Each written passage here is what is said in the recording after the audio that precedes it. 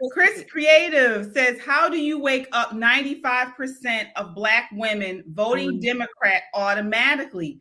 Unfortunately, major damage has been done the last 3.5 years, so maybe too late. It feels like not just Black women, women in general are really leading us down a terrible road. Talked about Moms for Liberty and how they're doing God's work, honestly, to get these pornographic, violent books out of school. And you have people all pushing back against them. The destruction of the marriage, this whole independent woman, this whole I don't need a man, and how they hate men.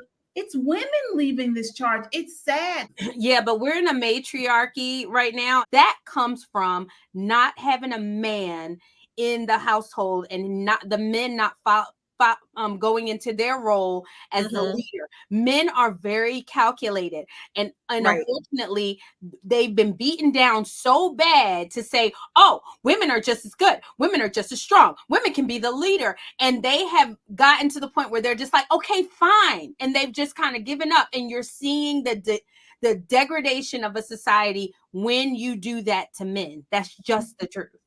Yeah. No, that's right, because the nuclear family, husband, wife, kids, that's not an American construct. That's been around for thousands of years. Yes, and it works. Because it works. Exactly. Right. So we have a history in this country ever since LBJ and the Great Society of trying to cleave the woman and the man away from one another, and to replace the head of the household as the man, replace that with the government. The government, as they say in the Black community, the government. It's leading to a lot of lack of fulfillment. There has not been a Republican in any position of authority in Baltimore City in well over 50 years. 60-something years. I think it's 60-something years. Almost 70 years. Right.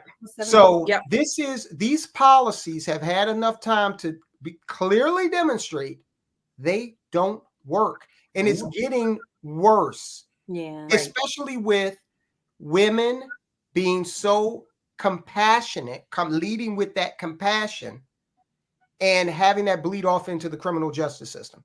Women need to understand that there's a time for compassion and then there's a time for brass tacks. Right. And it's not compassion. At this point, it's manipulation. Not compassion. It's fake. Manipulation. It's fake.